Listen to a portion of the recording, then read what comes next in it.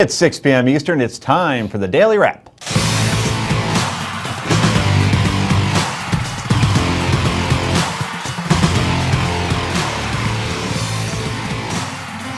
And welcome to the show, everybody. I'm Joe Concha, joined by my co-host and Dungeons & Dragons aficionado. Wow, that's a tough game. Forbes columnist Rick Unger is here. Also, she's one of Philadelphia's top attorneys and quickly becoming the most coveted TV pundit on television as well. Heather Hansen took time out of her busy schedule to see us. And finally, Newsmax contributor, editor of the Wisdom Daily, and the guy who will be heading to BB's all-exclusive, all-weekend victory celebration at the Hummus Hotel on the Dead Sea. Good for you. That's me. The Rabbi Brad Hirschfield, everybody. I didn't wow. get my invitation. We'll get it to you. Okay, I see. Yes, it's time After for it's the over. Daily Download.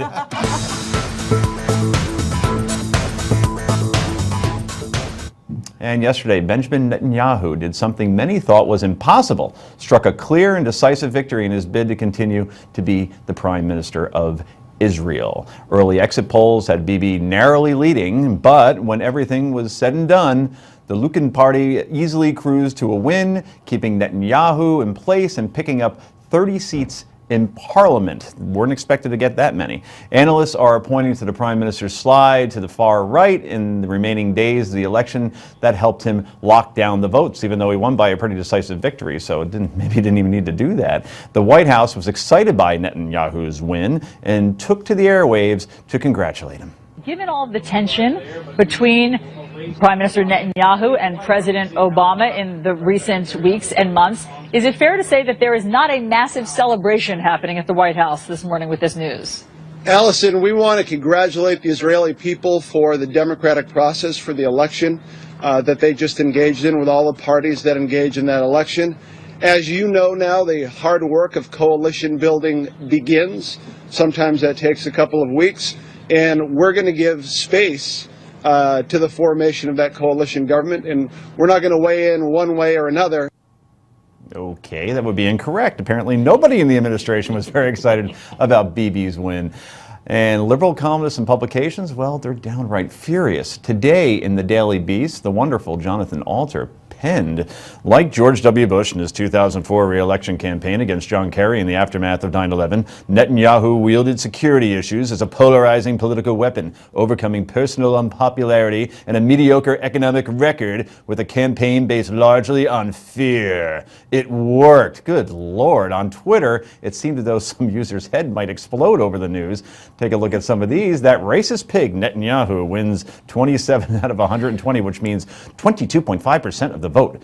Watching him in his pomp, you'd think he'd won by a landslide. And here's another nice tweet. Dear Netanyahu, God hates you. And how about the tweet from this chap? Yes, yep, screw Netanyahu. He's a warmonger and brings back apartheid against Palestinians. Learned wrong lesson from World War II. Rabbi, are you surprised by the reason? Well, forget the tweets. Well, first, I'm horrified by the tweets. God hates you? Yeah, there's no bad track record of people saying that in the world. I mean, that's actually shameful behavior. Look, You should see some of the tweets I get. God, no, I won't go there. Here's the thing.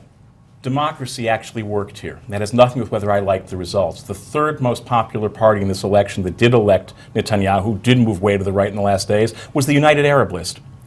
So that is democracy in action. It may be a little bit weird, and I may be a little personally disappointed, but I'm not at all surprised by the results for two reasons. First of all, hope is far harder to mobilize than fear is. And the Prime Minister did mobilize a great deal of fear in the last days of the election.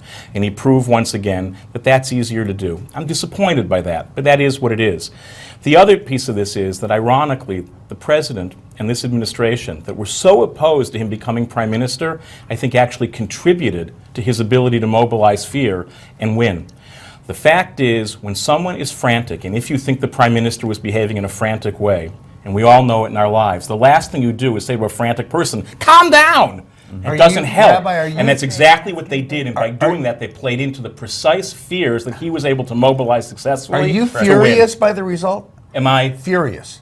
Furious? No. You don't seem furious. And so I'm wondering why Jonathan Alter was just defined as furious when you just said exactly what Jonathan Alter wrote. You guys completely agree. So that's kind of my point. I think we're kind of mischaracterizing some of this. The White House did not outright congratulate Netanyahu because he is not the new prime minister yet. He's certainly going to be, but he wasn't yet. And that's why, no, he didn't win. If you understand the parliamentary system, you know that he got 30 seats in the Likud out of 120 seats. Will he be prime minister Yes, a he month, will. a year from now? Likely So he he will. won. No, he did not win, and you mislead the audience when you say that. Had So I been there, I wouldn't have voted for him, but I'd he really won. like You're to right, make it Joe. clear. He won. I think it's important. But the Prime Minister of India called and congratulated him. Cameron, the Prime Minister. So make that others point, have but it's done not that so. he won because he didn't win. But So forget win, not win. Here's what the administration does need to know. I'll just keep my They're point to myself. contributing to the ascendancy of a person they say they disagree with. And the longer they play into that feeling of isolation, the more they're going to get exactly what they say they don't want. And that happens so often in life. We end up going after what we think we want the wrong way, and then lo and behold, we get the exact opposite of what we claim. The thing they should have done, precisely because they believe what they believe, is offered the warmest possible congratulations and said, and we look forward to working with you. That's how you dial back the fear and the rage that they think he operates from, whether it's true or not. Heather, even in this country, when there's a winner and there's a loser, the loser calls the winner and says congratulations. In this case, obviously, President Obama was not running against Netanyahu, even though it felt that way to a certain extent. Right. And the president couldn't even pick up a phone. Well, and he picked up the phone to call heads of state when it was Turkey, when it was Egypt, when it was Russia, when it was a whole host of other places. It really doesn't speak very well of President Obama's willingness to see people on the opposite side of him and reach out a hand. And we see that here, and now we've seen it internationally as well. Now, fortunately, the bonds between the intelligence and military of America and Israel are very, very strong. And that's really the important bond here. The bond between the leaders, although it would be great if it was better, it's not as important as those others. Rick, is putting the security of Israelis first, as Netanyahu, that was always the centerpiece of his campaign, is that selling fear, as Jonathan Alter described? Well, not only is Jonathan Alter described, as the rabbi just described, and that's precisely what Netanyahu did in the past few days, was sell fear. But So there should be no fear of you know Iran, what? who said they'd wipe them off the map? If anybody will let me finish this point without jumping all over Okay. me. You It's yours. You got 20 just seconds. named a bunch of countries that are not parliamentary systems. They do not vote the way Israel did. So can I just inform the audience correctly? Because I don't. you have. You're not going to Yep. let me finish. So you just go ahead and say what you want. We I just have won't to. say We have to anything. go. So we have to end it on that lovely note. Coming up next, it looks like the GOP has another man running for president. In 3 minutes, we'll tell you who that is. It's deja vu all over again.